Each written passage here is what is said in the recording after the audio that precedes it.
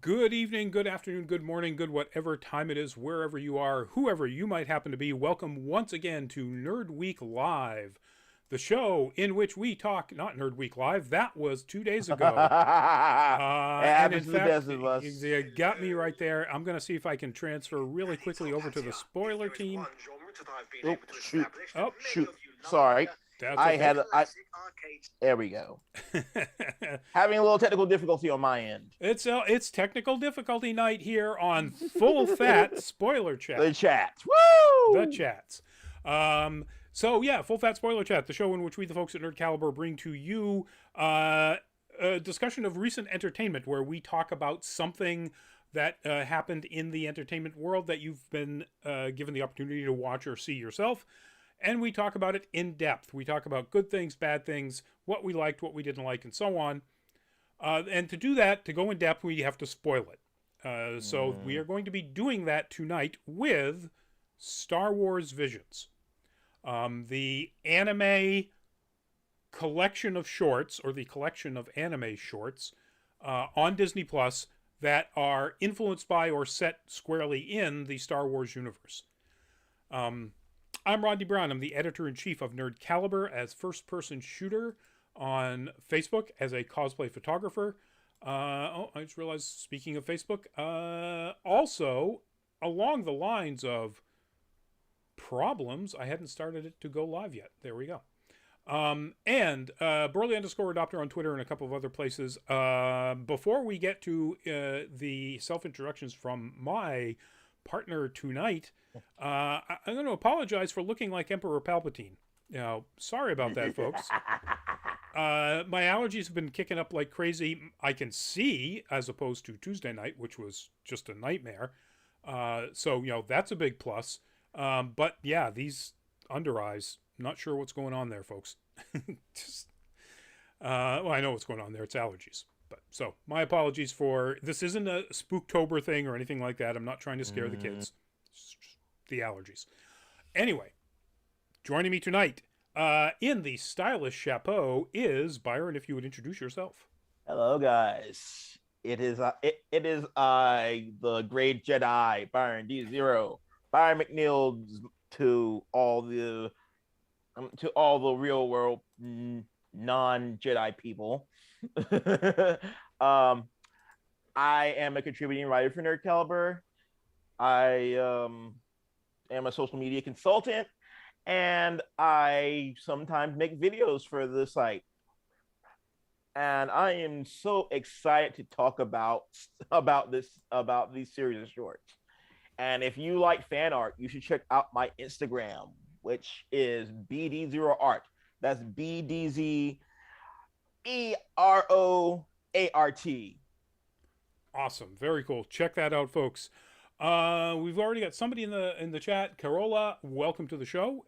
Again, we're spoiling Star Wars Visions. If you haven't seen it, you may not want to be here. If you don't like spoilers, if you don't mind spoilers, or you have seen it, hang around. Offer your opinions. Let us know what you think. So we're going to do this a little differently than we normally do. Usually we do sort of a round robin of, we start with what we like, we go to what we didn't like, we go to tones and themes and messages and so on. Because this is a collection of individual separate pieces, we're going to do things differently. We're going to start with our favorite episode and why. Then we're going to go to general likes about some individual episodes or multiple episodes or the whole thing likes. Then we're going to go to least favorite episode and why. And then similar with the likes, we're going to do dislikes either from a particular episode or two or overall before we wrap the whole thing up.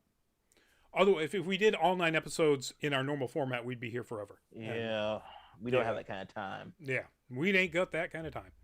No, sir. All right, so Byron, what is, out of the 9, your favorite? You know what? Actually, hold on. I didn't do my normal introduction of all this stuff. So Star Wars Visions is, like I said, a collection of anime shorts made by some of the biggest or most influential, or sometimes I'm not really sure why they were picked, anime studios in Japan. Um, and those include like Production IG and Science Saru and Trigger. Yes. You know, just really, really huge names, and really some really obscure names like Kamikaze Duga. Um, so it's kind of all Geno Studio only has a few products, most of which I absolutely love. Um, and so it is kind of all over the place as to what studios got picked, but I would assume, and I don't know this, but I assume it was based on pitches back to Disney, Lucasfilm. I can see that. Yeah, I mean that would make sense. Um, and so ultimately we get 9 of these. They range in length from, I think the shortest is like 13 minutes to the longest is 22 or 24 minutes, like a full anime episode length.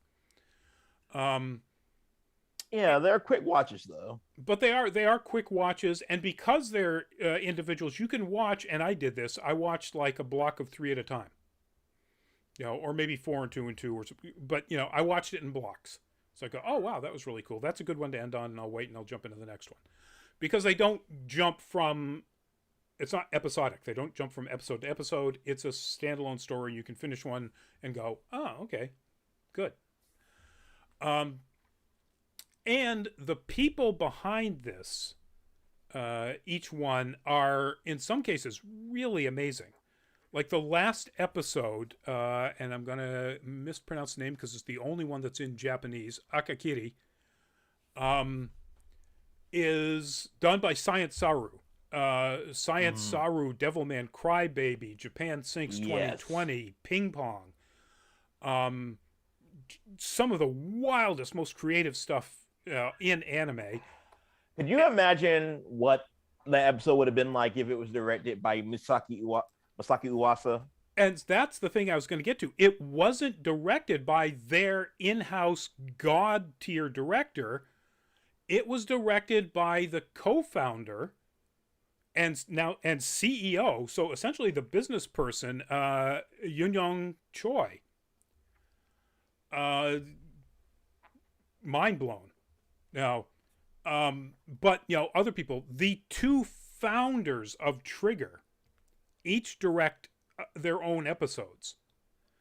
So in this case, you actually do have the directing genius for one studio, but you also have the administrative genius behind the studio. So Otsuka Masahiko did The Elder, and that is the person who is basically the behind-the-scenes production guy for most anything Trigger. Kill la Kill, yes. Little Witch Academia, all that stuff. And then, of course, the brilliant Wakabayashi Hiromi, also of Trigger, did The Twins. And you see that episode, and it's Promare, their most recent movie. It's just so clear. Oh yeah, it's Leo Fotia as a Sith. Yeah, pretty much. And Satsuki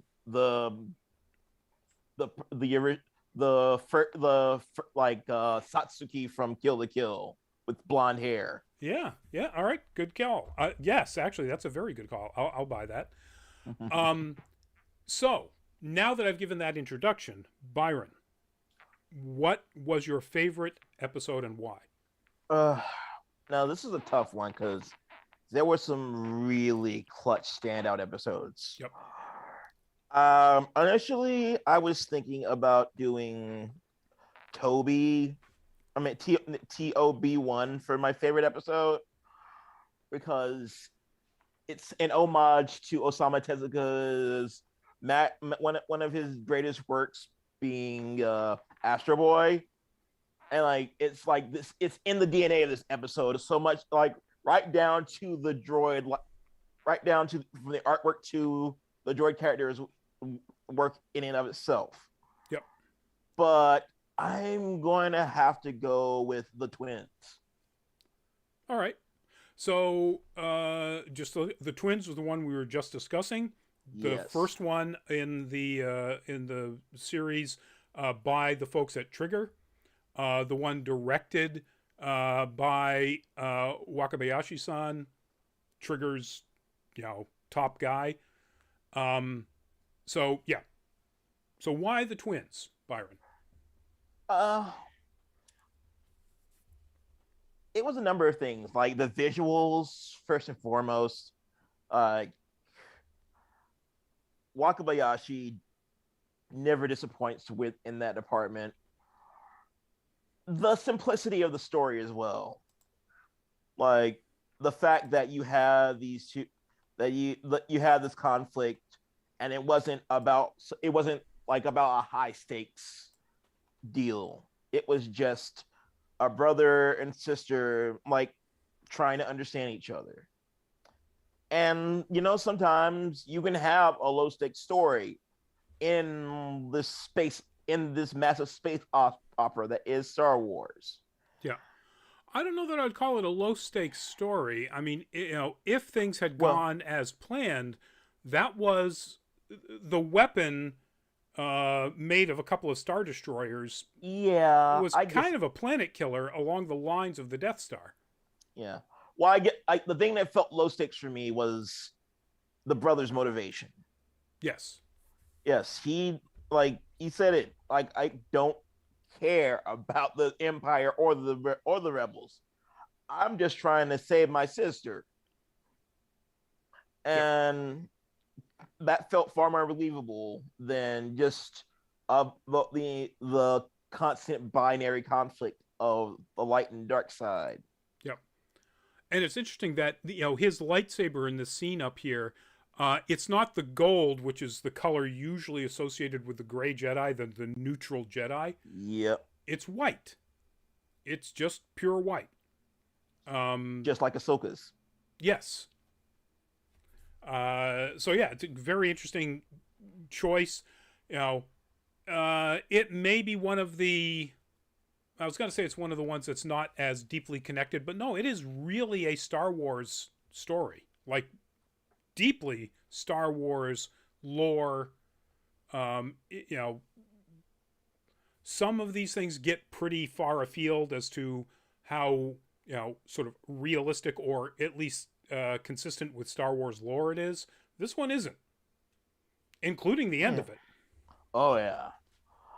Oh yeah. Like the fact that she didn't actually die kind of made it like it made me happy because well yeah it's like it broke some tradition, some conventions within the Star Wars mythos, which Yeah, is like yeah which is like it's always gotta be light versus dark, and one of them and someone in this duel has to die, right. and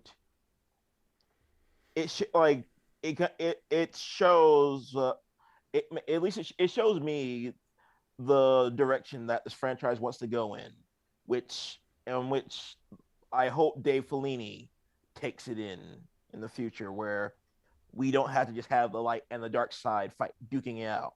Yeah. Yeah, that's a good point. Dave Filoni is the guy behind Star Wars, the Clone Wars, Rebels, Bad Batch. Mm-hmm. Essentially, the producer of The Mandalorian. Most of the stories are one of the producers of, along with I just lost his name. Happy Hogan from Iron Man. Yes, John Favreau. Jon Favreau. Thank you. So yeah, it could go in that direction, assuming they do anything with any of these, and we're not sure. It's never made clear in anything I've read whether this was literally just a one-off. What a great idea. Whether it was sort of a test bed to see whether or not some of these ideas might make it into something else, or Mm-hmm. literally, gee, who's going to get the rights to do a Star Wars anime series, in another year? So it could be any and all of those things. We don't know. Mm-hmm. I agree with you about the twins as far as the animation goes, the style. It is gorgeous. Again, if you've seen Promare, or pretty much Promare, you mean? Hmm?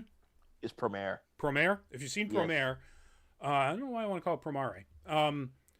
If you've seen it, or a lot of the most recent Trigger stuff, it's Trigger all the way. Oh You know, yeah, it's um, all in the DNA. yeah, it's the camera angles, the action scenes, the insanely over the top fighting. It's all there. It's wonderful. Um,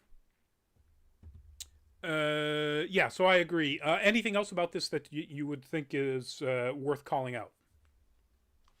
I think that pretty much covers it. All right. So, I Twins was never necessarily my top choice. It came down to a couple of others. Um, and honestly, I think I've got to go with number one. The Duel. The Duel. I mean, look at this artwork. If you Oh look, yeah. if you look at this and you would think, okay, so that's a panel from a manga or a comic, except that is one of the most dynamic action fights in the entire series. Um, the Duel is one of the few that isn't clearly set within the Star Wars timeline. It seems to be, and it's described this way in Wikipedia, as a sort of an alternate universe version, where the world that this Ronin, essentially, the wandering warrior, is in, is very much like a feudal Japan version of the Empire. Yeah. It kind of reminded me of the all those Star Wars samurai figures that you get from Play Arts. Yep. Yeah, that's a good call. I don't know whether there was any influence there, but there very well could have been. Mm. But it's a wonderfully complex story, even though it's fairly short. The main character is not a good guy. Mm. He is a former Sith, as is the bad person, the woman that he's fighting, Mary Poppins. Mary Poppins. Oh yeah, with her. So one of the weirdest things is that she has a weapon that looks kind of like a multi-bladed lightsaber staff, which when it opens out into, it's got enough blades that it's like a spoke, and she can spin it and float.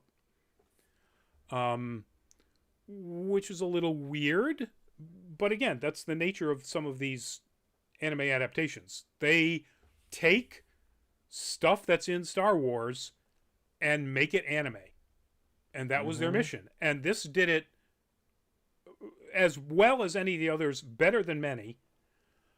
It was innovative as all heck. The art is just gorgeous. And you see, it's essentially black and white or grayscale with red and blue. Oh yeah, the Um, art's exquisite. the art is absolutely exquisite. The animation of that art is just, there's a point where they're dueling on a floating log in a river, and it is as smooth as just it's amazing animation. There's not a single moment where, it's a cut to a static shot of the two of them on a log. The log's always moving. They're always moving. Mm-hmm. The river's always moving. It's wonderful. I wanted to bring up a point that Mother's Basement brought up, which is I need the pop figure of that Straw Hat droid. Yeah. So the reason there's a blue color is that the main character, the wandering warrior, has a droid that's essentially R2D2 in a straw hat. And it's it's pretty cool. It's fun. But even just the samurai aesthetic of him telling the tinkerer in town, fix my droid. It's needs to be done by the time this teapot boils, and he puts a cast iron pot on a hanging rack over a fire.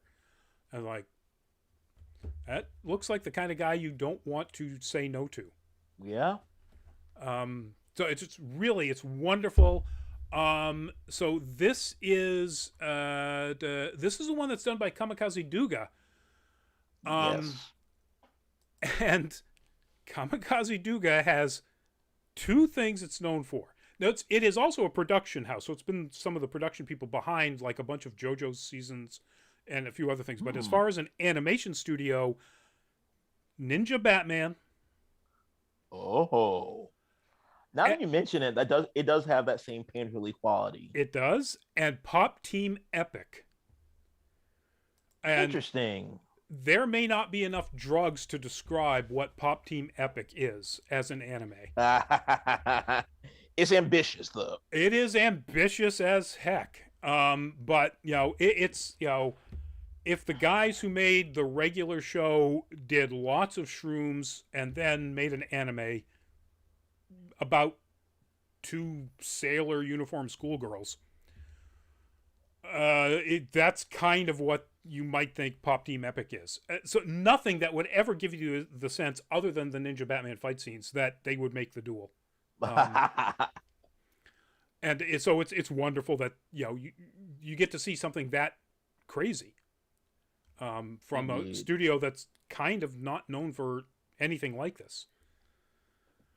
All right, so Byron, what do you think that you want to call out as something that was really good from an episode, a couple of episodes, something that's overarching across multiple episodes? This is sort of our what did you like, where you can expand a little bit more. Okay. I'll go back to TOB1 again. I'm a huge Osamu Tezuka fan. I like one of my favorite series from the 2000s is the modern reboot of modern at the time reboot of Astro Boy. Yep. And full Um disclosure, my first crush when I was 6 was Astro Boy's sister. So oh, Botan. I yes. believe it was both. Yes, fair enough. But yes, it's definitely in the DNA of this episode, and you see the aesthetic, include right down to the Professor Mikata, I believe his name was, Yep. who looks so much like the professor that took care of Astro Boy, and there are some deep cuts in this episode, including the title. TOB1 is an allusion to the name, the human name of Astro Boy before he was turned into a robot, Tobio Tinma, and it was just such a sweet homage.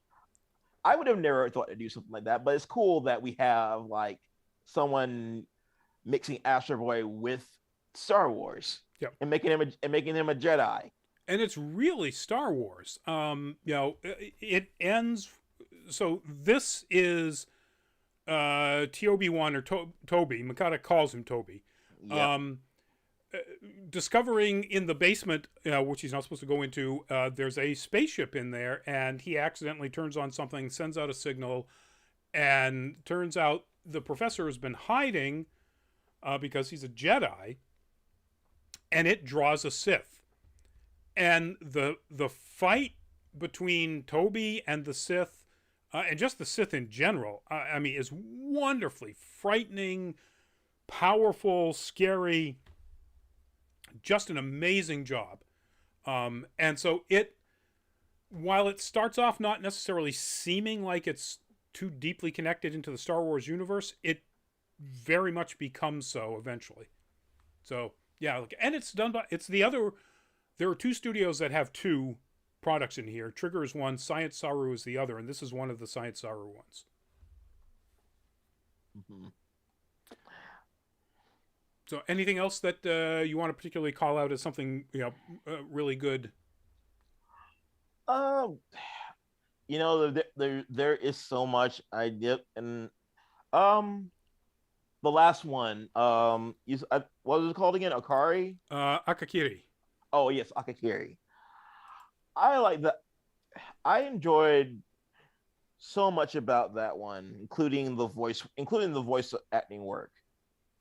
Um, trying to, I believe her name is Marjorie Toussaint, doing the voice of the Sith Lord. Lorraine Toussaint. You got the Oh last name yes, right. Yeah. yes, Lorraine Toussaint. She definitely gives gravitas to that villainous character. Yes.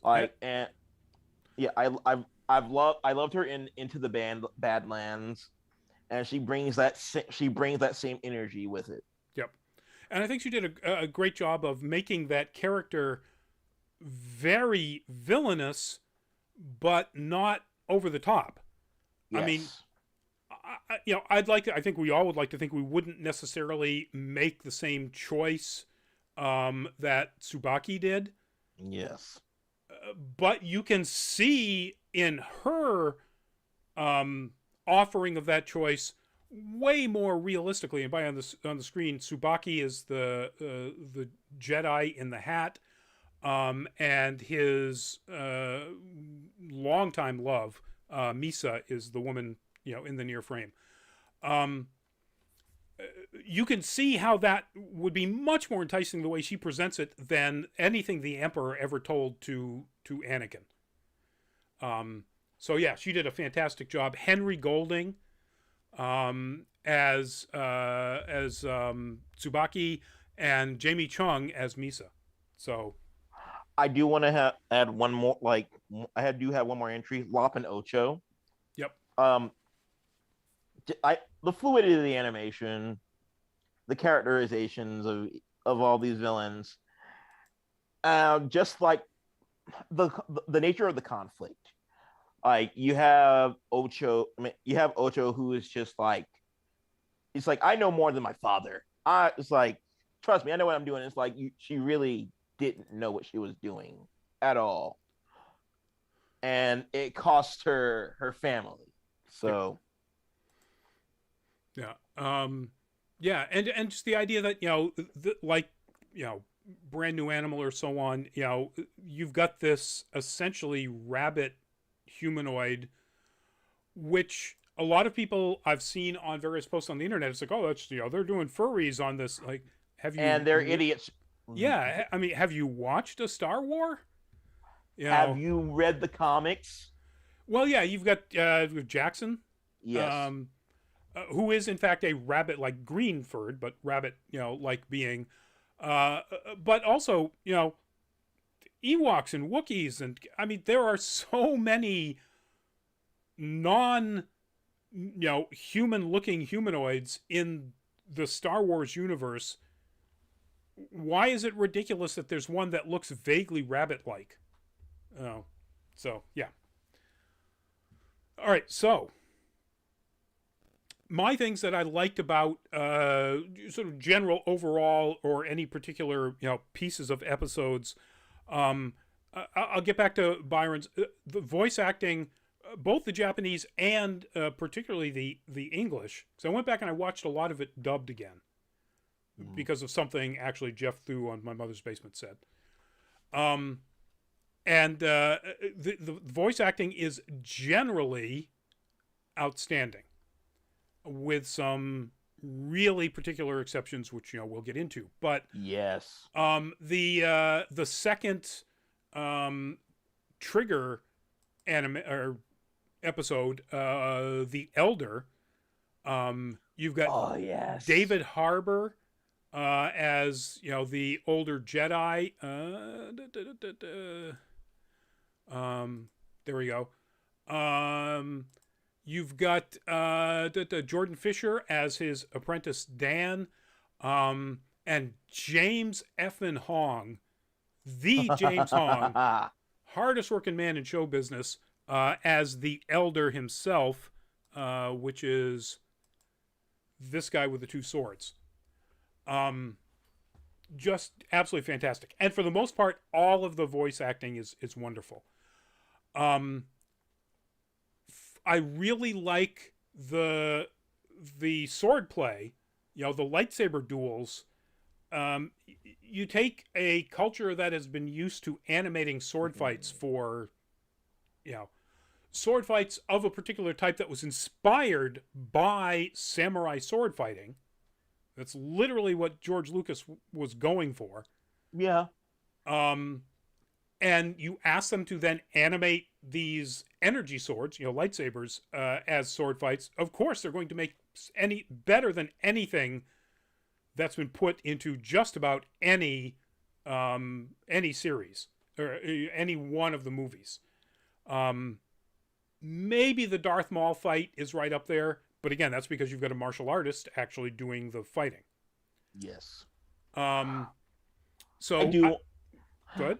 I mean, I just want to go like round back to the fact that James Hong did such an amazing job. It's like we've got Hopper versus Lopan. Exactly. Yes. Lopan and like almost everything else. Yes.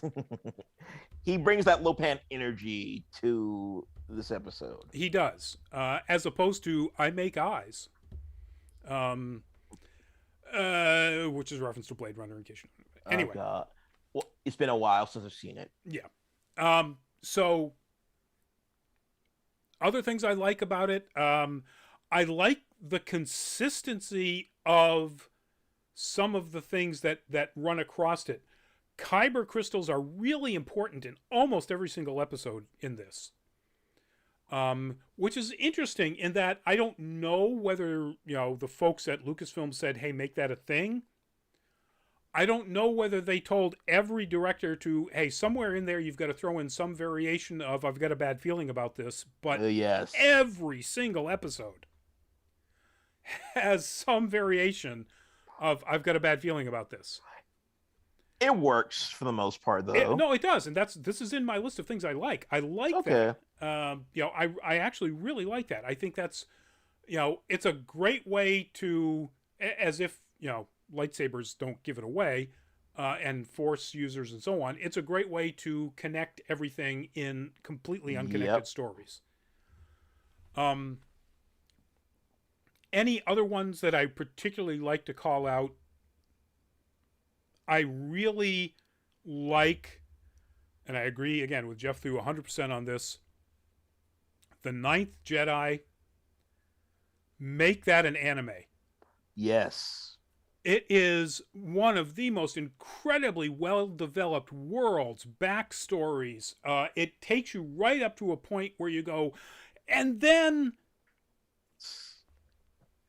who knows? Will we ever know? It's amazing. It's production IG, so of course, they've been around not quite forever, but pretty darn close, and made absolutely fantastic things. Oh yeah, that one. The Ninth Jedi had like kind of Kaiser Soze feel to it. Yeah. There was so much behind it. That you kind of want to. I really want to see what else happens. This is just one scene where Kara, whose father is a maker of lightsabers after the Jedi have been wiped out, trying to basically escape from a bunch of people or Sith who are trying to, or the Empire, who are trying to get a hold of her, and she has a bunch of lightsabers that her dad made that has to go somewhere.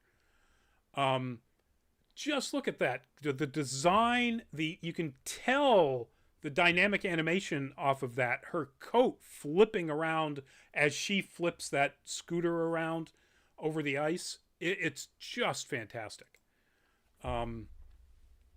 Really close to being my favorite. And I think the only reason it wasn't is because I'm really ticked off that it doesn't continue. It really needs to be a series. Yeah. And that's it. I could go on about a bunch of other things. She's right. Is it right? Right. The like super fast one shot IK in The Bride. Just beautiful. And the tactical high heels. Which are a little weird, yes. Those. Yeah. A little weird, but okay. All right, Byron, least favorite. That's easy. I'm sure you're going to agree with me on this. Probably. Tatooine Rhapsody. Yep.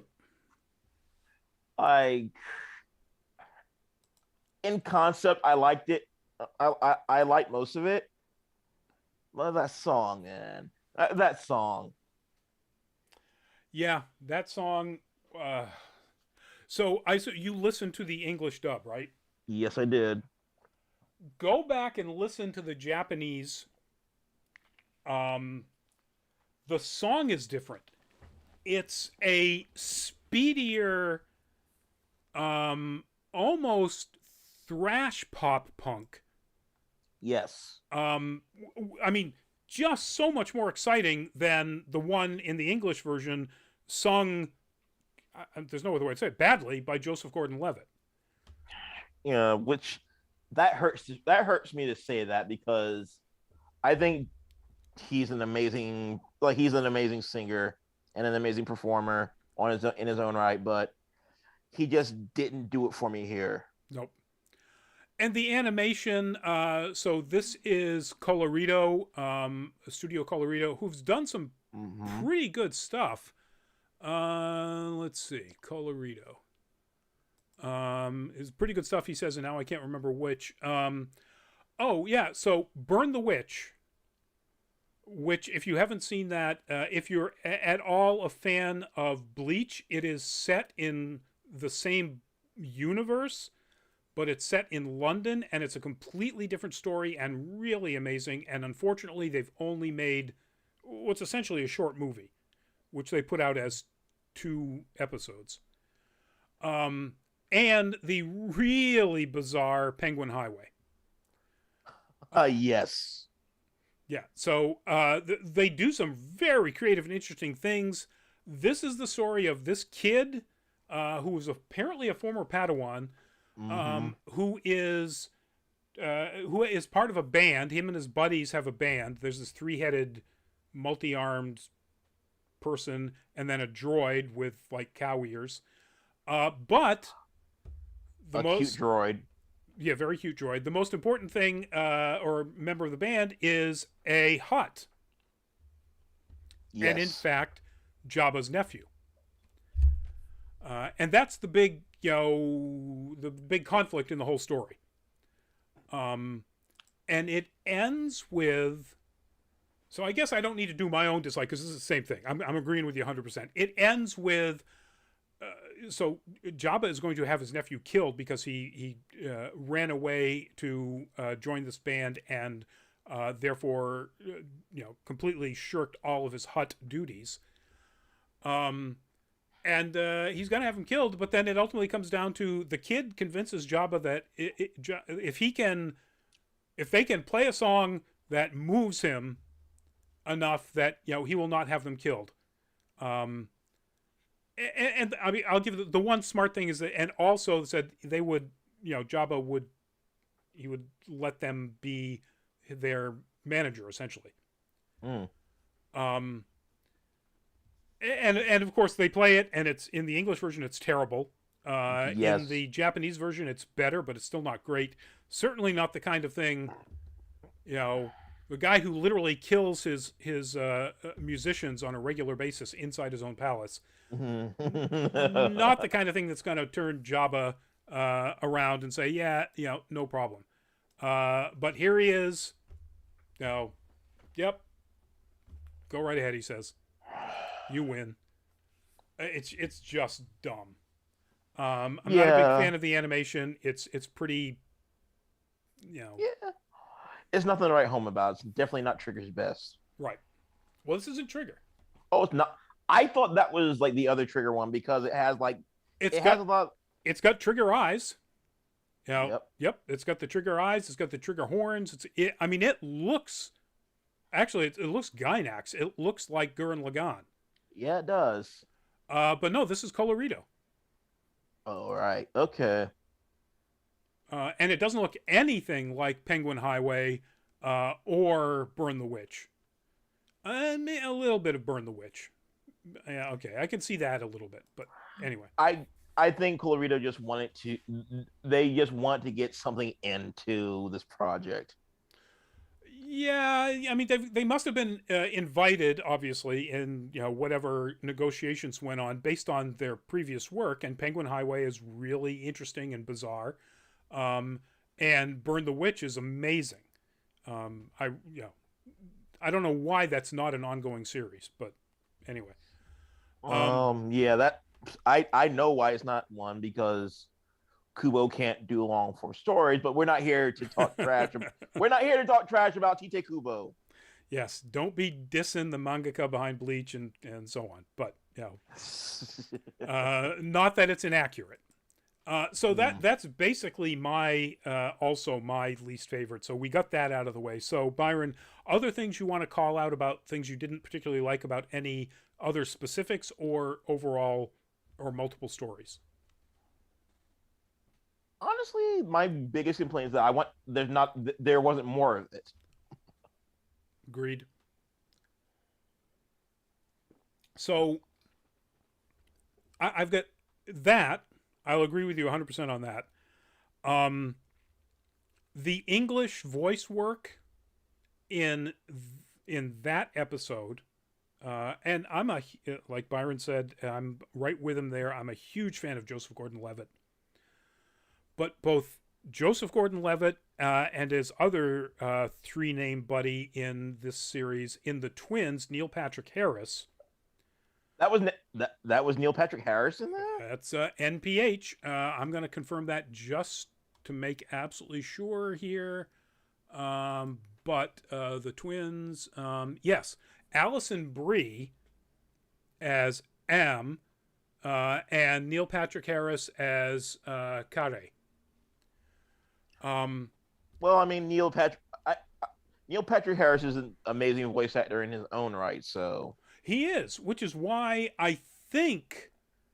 And Allison Brie is sort of guilty of this as well in that episode. Oh, absolutely. But I think Joseph Gordon-Levitt in Tatooine Rhapsody, I think they were thinking they had to do anime voices. Mm. And they sound like English-speaking actors trying too hard to be anime, which is one of the things I really hate about bad anime dubs. It's clear that the English speakers are trying to be just too anime. And sorry, guys, but that's what, Brie to some extent and Harris and Levitt to great extents were doing. When you put that up against David Harbour. Yes, I was just about to bring that up. And James Hong, because, yep. Yep. Or David Golding in Akakiri, or so many other fantastic English performances by people who are not generally considered to be animation voice actors. And then these people who have actually experience being animation voice actors kind of just, let's go to anime. Yeah. So that is my one overriding complaint about multiple episodes. My other is there's not enough of them. They were all too short. Particularly the Ninth Jedi. Make that a series. Yes. God, make that a series. I want that in the 2022 fall season. That's too early, but still. 2023. I'd be willing to wait for that. Production IG, I want the Ninth Jedi as a full-fledged 24-episode, 2-core anime in 2023. Talk Lucasfilm into it. And that's really it. As far as any particular, I really didn't like that. There was some nitpicky stuff.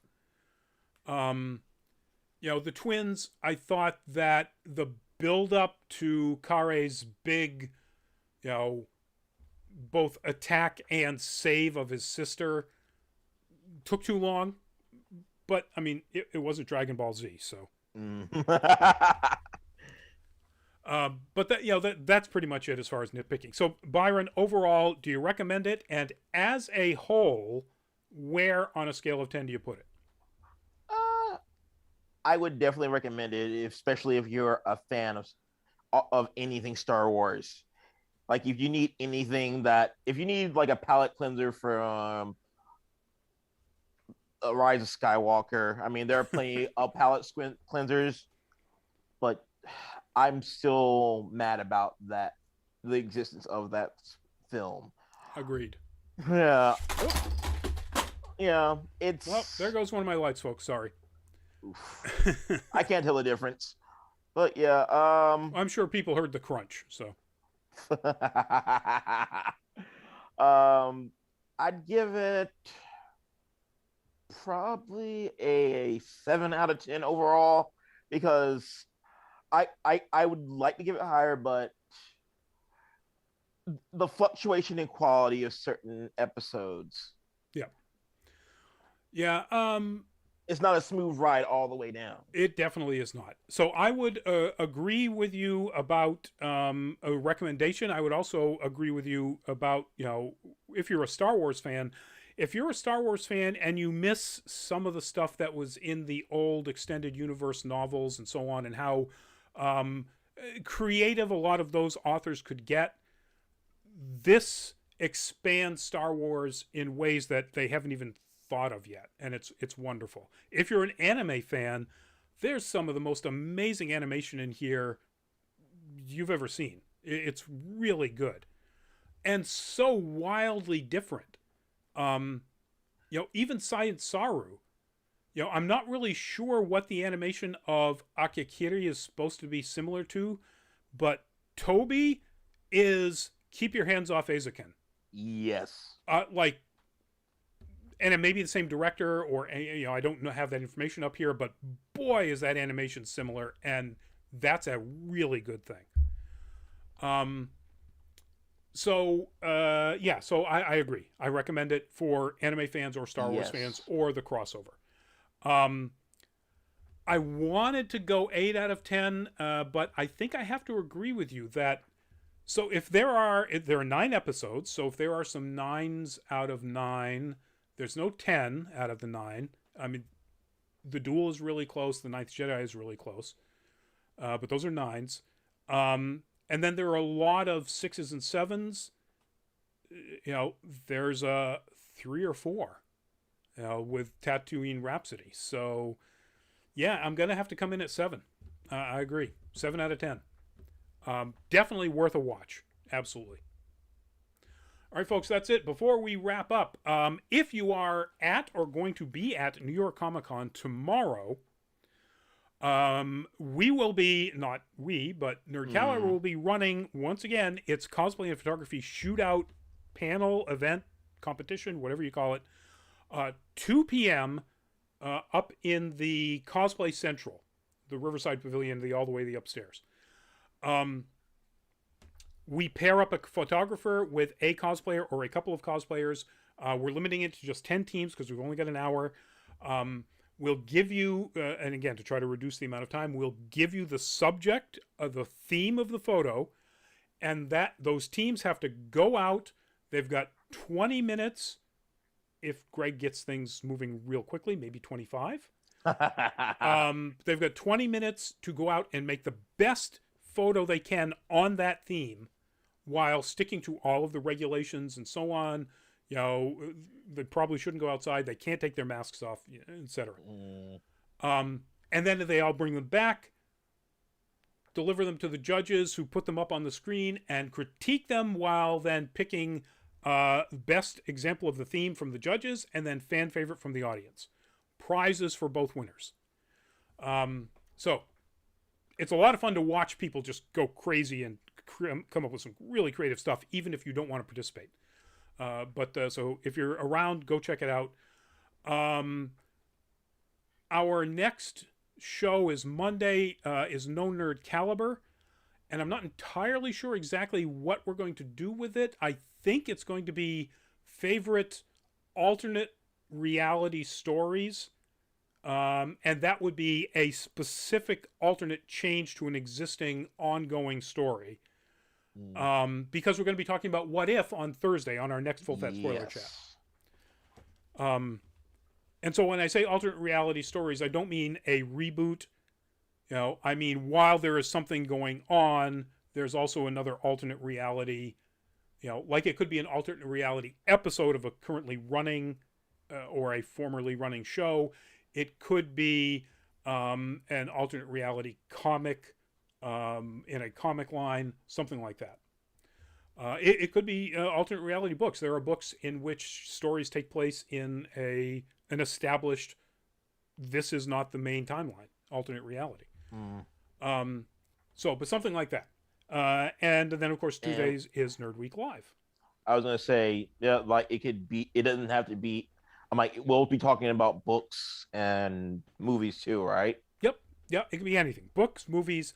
If it's a movie, it's got to be an alternate reality that happens within the movie, or it's going to be such a long franchise that they acknowledge that that movie is not in, a main continuity.